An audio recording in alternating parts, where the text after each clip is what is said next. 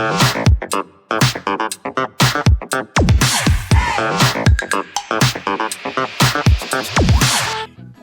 everyone, and welcome. This is Margarita from the Centro Colombo-Americano Bucaramanga.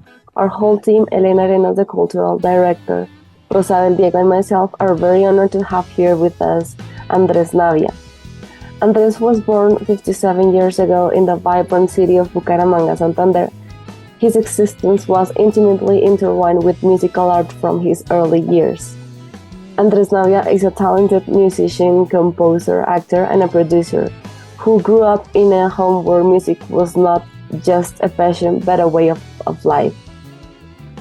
So the soundtrack of his childhood was composed by a unique fusion of bulerías and flamenco of Spanish origin, classical melodies, and the sophisticated notes of jazz, all influences that came through his family. So in Navia's family, the respect for the art of music was almost sacred. His mother cultivated a love of classical music while his father offered him the rich nuances of jazz. Navia's transition into music was not only reaffirm his love for art, but also led him to explore the realm of production. In this field, he stood out notably for his work in creating jingles for radio and television, adding more than 1,700 productions to his credit. Success in this field underlined his versatility and his ability to adapt to different phases of the musical world.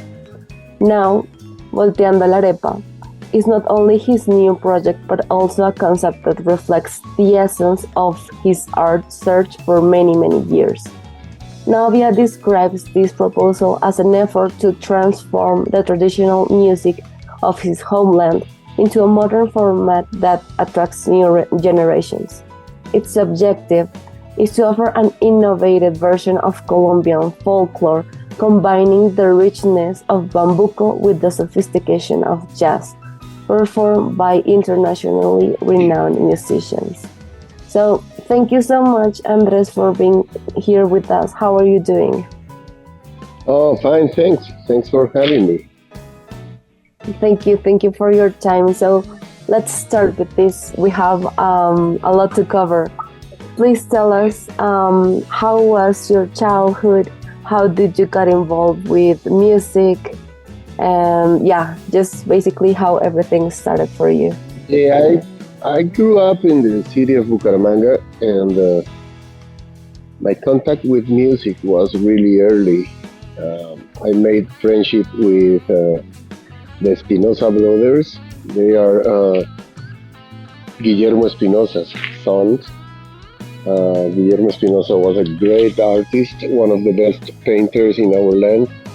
And his sons, through the time, became my brothers. So we make music, and we were always surrounded by art. Since Marcos, the older brother, is a painter too, he lives in Vancouver. And this project was designed by both of us. We created this concept of mixing jazz and bambuco, and we explored the sounds and everything as we like it to end. And the result, we have it now in our hands 20 years later. So it's a long time working on it. We grew up making music. We founded the first rock band in Bucaramanga. It was called Rasguño, Scratch. And with the time, we started exploring jazz, reggae, some Latin music, and and that led us to believe that was our future, to make music, to make art, and to stand together. So we started studying together. In that time, there were no music career in any university. This kind of studies and researches by our own, and that's how we started. So I'm basically self-instructed. Yeah. There is a difference between me and the musicians that play with me. All of them are graduated, all of them are university teachers. It's just they love the music I compose, and that's what makes a difference.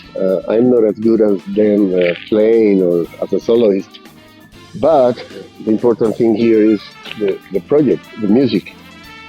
They love it. When I play here in Denver, where I live, Hmm. uh, people enjoy it, and they ask me all the time, "Hey, are you from Brazil?" I say, "No, I'm from Colombia," because that's something weird. Usually, when they hear something like with Latin flavor Mm. and some jazzy chords, they immediately associate it with Brazilian music. Well, that proves my point that what we have to do with our folklore is to bring it to a new level, including new harmonies, new melodies, and taking it out of our borders. Show it in Europe, show it in North America. If we can, show it in Japan, in Asia, wherever it can go. It will be something good for Colombian culture and for us as musicians. Yeah. Yeah, that's something very important that you mentioned. First, well, the great value that you have because you are self-taught, and times have changed as you mentioned, but it's incredibly amazing what you have accomplished throughout your years. And I don't know if maybe you want to talk a little bit about the phase where you acted. How did you come to do acting and Well, I started with music. My life is music. I just yeah, ended performing on TV and movies yes, because I had the chance, and I thought hmm, it was a good opportunity to to support financially my music career. okay. I was wrong because the earnings on performing as an actor are not really good in Colombia, so I barely make a living with that. So mm, my music dream was always, or almost always, like paused. So I had to wait the time, the right moment, and it never came because for some reason we don't have that kind of industry in our country. Uh, let's say the little industry that exists is there for celebrities and for selling music. I don't sell music; I make music. So it's a It's different market. different. Yes. It's a different appreciation of Yes. art. It's a different position as an artist too. So yeah, I said to myself, okay, I'm gonna have some patience and wait, and I waited, wait, and while I was acting, I made friendship. We became friends with Carlos Vives, Mm-hmm. and we started working together. Basically, at the beginning, the music got us together. He liked to play rock. He was really bad on that. I like to play rock too, but anyway, both were finding like in music.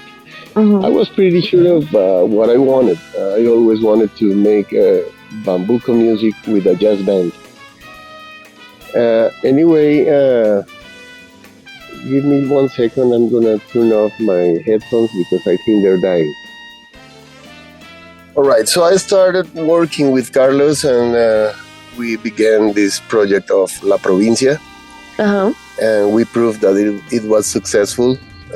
We brought this project all around the world, and that was a huge motivation for me because I thought to myself, anyway, my music is not commercial, but there is always a way to bring it out of our borders, to bring it to Europe, to bring it to USA, to Canada, to Argentina, anywhere that we can do it, I'll do it. So that was a huge motivation for me to see that vallenato music could be heard all around the world. And I said, okay, let's try to do this with the music of my land, with bambuco. And since then, I started composing this music that I'm going to show in Bucaramanga next Tuesday.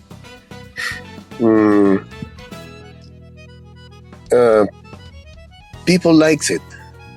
You know, everywhere I play the music, they are like marveled by the chords and especially the melodies, because that's not those melodies are not usual. So people ask, where are you from? Are you from Brazil? Are you? I don't know. They ask me weird questions every time I play live here in United States. And I'm happy because I proved that it can travel far, far away. Yeah, it can, and it's very important that you have an interest in doing that. So I grew up in Bucaramanga, and with my friends, we became rock musicians. Then we played reggae, then we started playing jazz. And that's when we discovered that was hard, that you need to study, you need a lot of discipline, a lot of commitment, because this is a very demanding music genre. So we started studying. Then with the years, I end up in the United States, and when I started going to bars and theaters where people were playing jazz music, I realized that I didn't know anything. I realized how delayed I was compared with what they do here. So I started upgrading myself, studying, giving more than I thought I could, and start improving in my drumming. I learned how to play guitar. I never played guitar. So in this concert, for first time in my life, I'm gonna play guitar live. So that's some kind of achievement. Yeah. Since I never done it. So I started studying and exchanging ideas with very, very good musicians. They became my friends. Then they became my band. And now we're going to Colombia. All the time I've been surrounded by art, and the only situation that makes me think of my country is the artist laws. We lack of laws of protecting authors' rights. We lack in laws that welcome artists to the country and tourists too.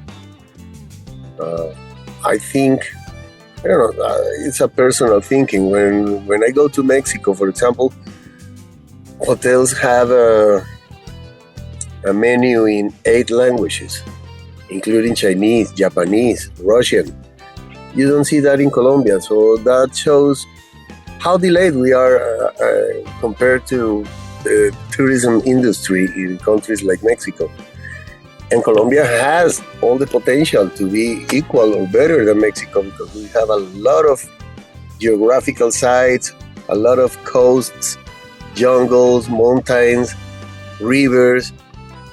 It's so exotic and so beautiful, our country. And we need to find a better way to show it to the world, to show our music, to show our food, to show our culture. And we need to learn and improve a lot about receiving and serving and make tourists feel good in our country, feel safe, feel good, so they want to come back. That's something very important. I hear the government and many people through the years talking about the potential that Colombia has in culture, in tourism, in gastronomy, in many areas that are really important, but nobody has done anything really serious about it.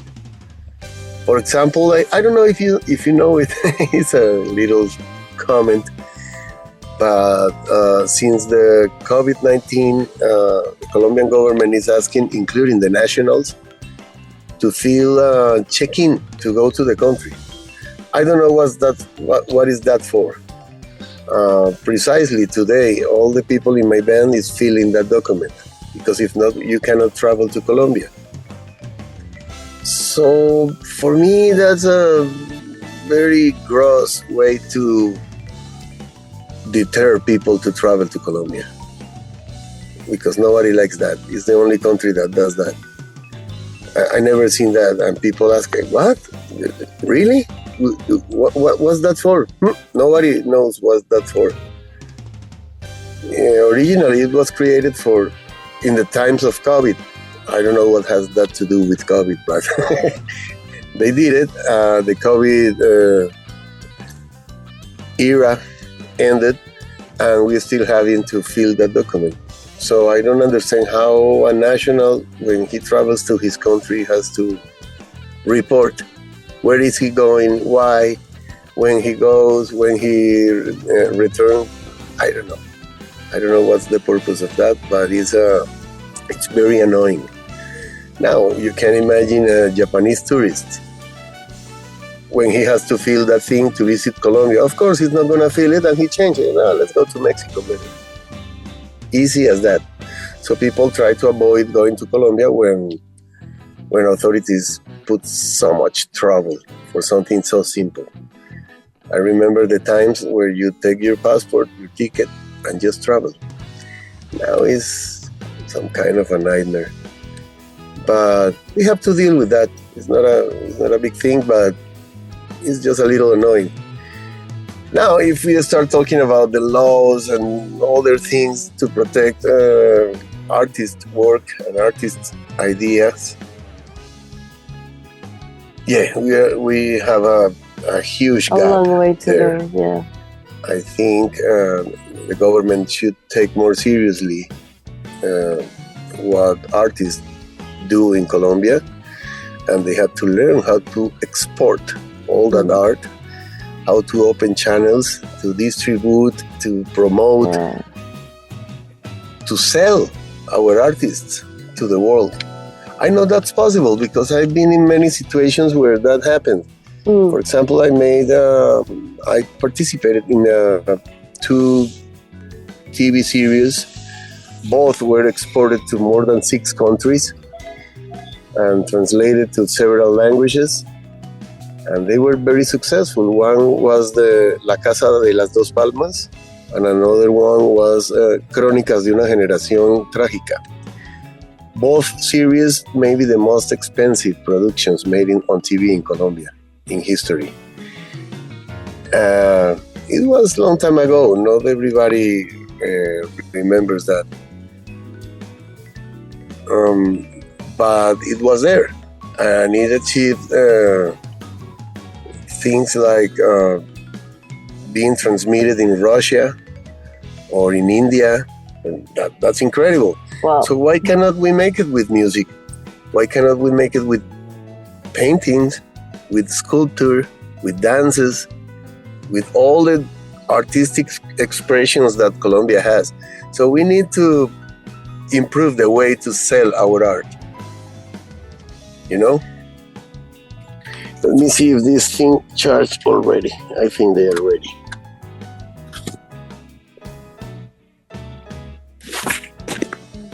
Can you hear me? Oh. Yeah, I'm back. Can you hear me? Yes, I can. Oh, now I hear you perfect. Okay. Thank you so much, Andrés. Yeah, I was nervous. No, everything was perfect, honestly. I don't know if maybe you could talk a little bit about what's the concert, what's turning the arepa, what people are going to find when they attend. Right. Well, what people is gonna find that concert is a very, very modern contemporary band. All the musicians are the highest level. There are 4 American musicians with me and 6 Colombians. the best of Bogota.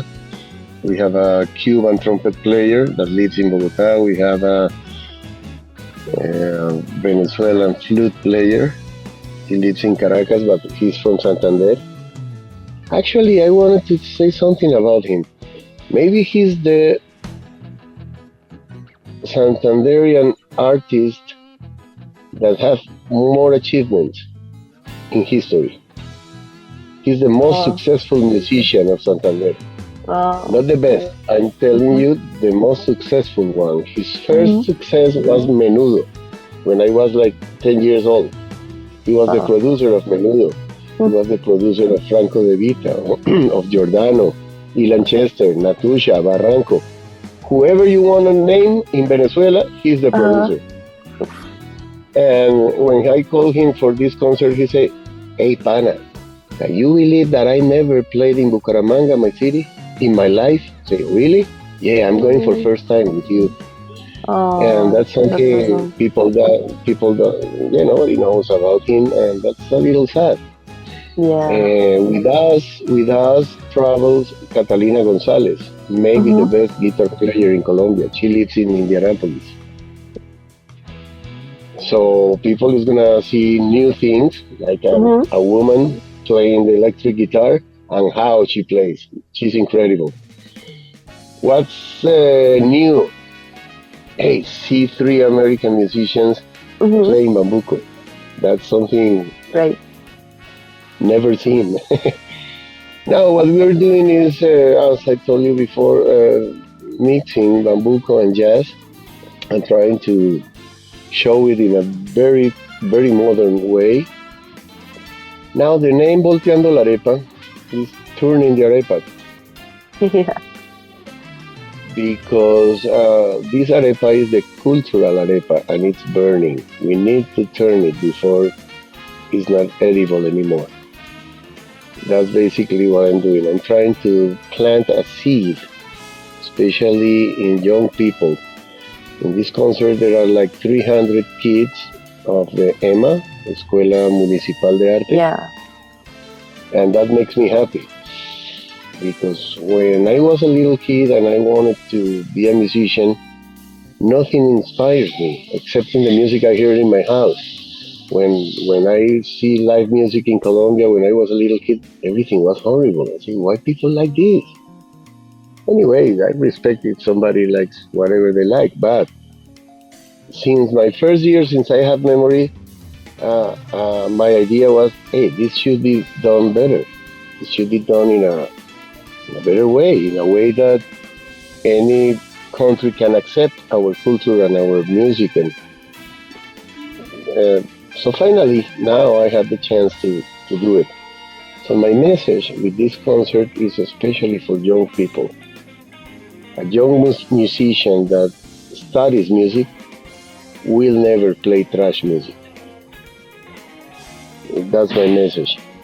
So when I was a little kid and I see live music, I was like, um, I admire musicians. When I see them playing, I thought to myself, that's my life. That's what I want to. That's what I'm gonna be in my life. So now I know what that means for kids that plan to study music for a living. The best they can have is the chance to observe and participate in high level events. You know, when they hear really high level musicians playing, they say, "That's what I'm gonna do. I want to play like that guy." You know, Yeah. but if they don't have a sample or some role models, they won't feel inspired. They will lose the motivation to study music and to do great things and good things. I don't have anything against commercial music, but that's another path. Yeah. I It's very think, different. yeah, there is people that is gonna make simple music. There is people Mm. that makes more complex music. There are geniuses. There are Yeah. virtuosos. There are all kind of musicians. So life and time will put everybody in their right place.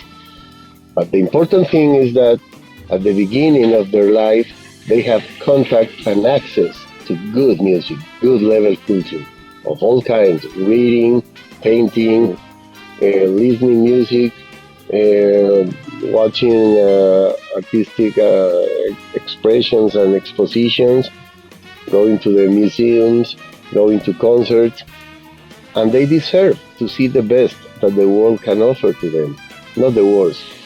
So, because for me, it's sad that kids grow up surrounded by so much trash in terms of culture.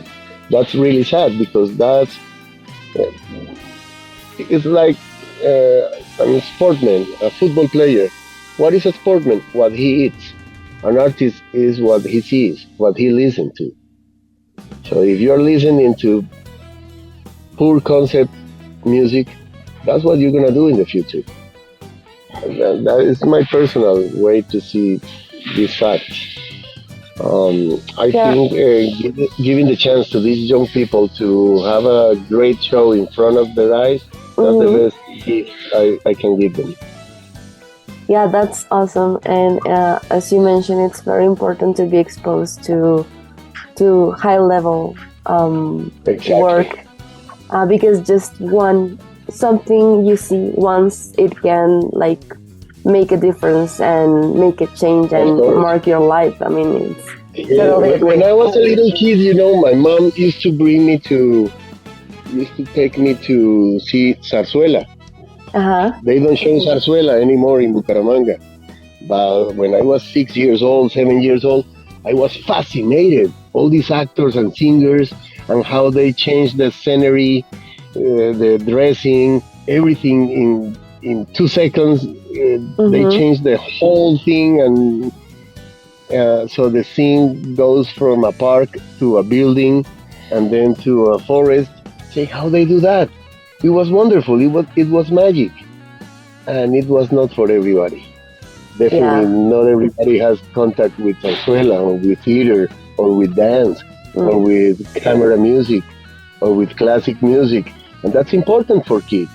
Very Yes. important because that's the fundamentals that are Mm. going to turn them into real professionals. Yeah, totally agree.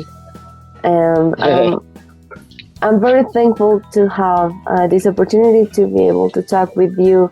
And everyone in Bucaramanga is very excited for the concert that will take place on Tuesday.